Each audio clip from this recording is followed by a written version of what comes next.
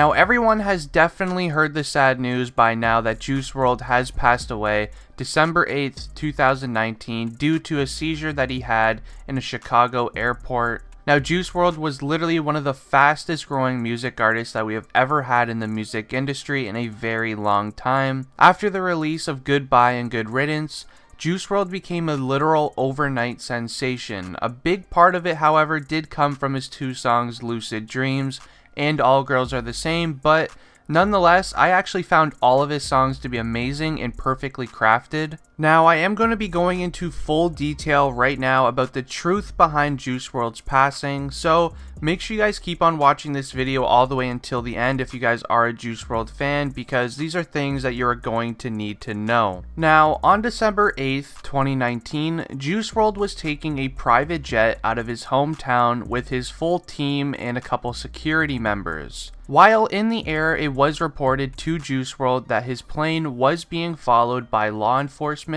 and that he was actually being scouted on the airplane monitor things in every airport, so then police would know exactly when his jet landed. Now, while they were in the air, one of Juice WRLD's team members were informed about the law enforcement following his private jet and everything, and then once Juice WRLD heard the news, he allegedly started freaking out on the plane, didn't know what to do. His girlfriend was trying to calm him down and everything, but he did not know what to do. Now, this is when Juice WRLD started freaking out because on his private jet, he had multiple illegal things on it that he definitely should never have had with him on this plane. On Juice WRLD's private jet, he had 70 pounds of narcotics, 2 firearms, high-capacity ammunition magazines, and narcotic pills as well. Now, these are things that you should never have on an airplane. Does not matter if you're renting a private jet or anything. There are rules that you have to follow, and Juice WRLD should have never had these on his plane. Now, currently right now, it was reported by multiple news outlets that the real reasoning on why the law enforcement believe Juice WRLD has his seizure at the Chicago airport was because when Juice WRLD found out that his flight was being followed by law enforcement, he took all of the narcotic pills, so then the law would not charge him for having them on him as well as everything else that was on the plane. Now, yes, the plane was rented in his name, so that actually does mean that everything that was on the plane, with all of these illegal things that were on it, Juice WRLD would be taking literally all of the blame for it.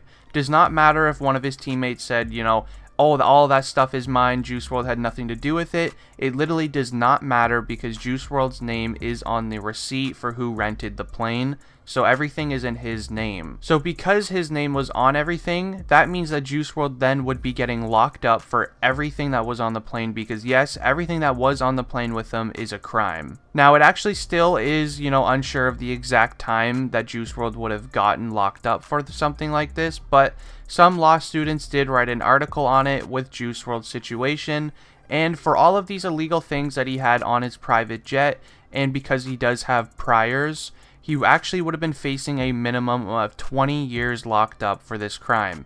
And yes, this was technically a crime, believe it or not, because even with the firearms that were on the plane at the time, one of them actually was licensed, but even though it was licensed, it still doesn't mean that you're allowed to take it on a plane, which one of his team members still did without even caring. He still brought it on the plane for some reason. He most likely already knows the rules because he is a licensed holder, but he still did it anyway, which makes absolutely no sense to me. Now, currently the law thinks that Juice WRLD took all of these narcotic pills, so then he actually would get less charges on his record when he was caught at the airport. But sadly, it seems as if he took too many at the time, and then he got real nervous at the the airport and everything in security, and then that is what led to his seizure inside of the airport.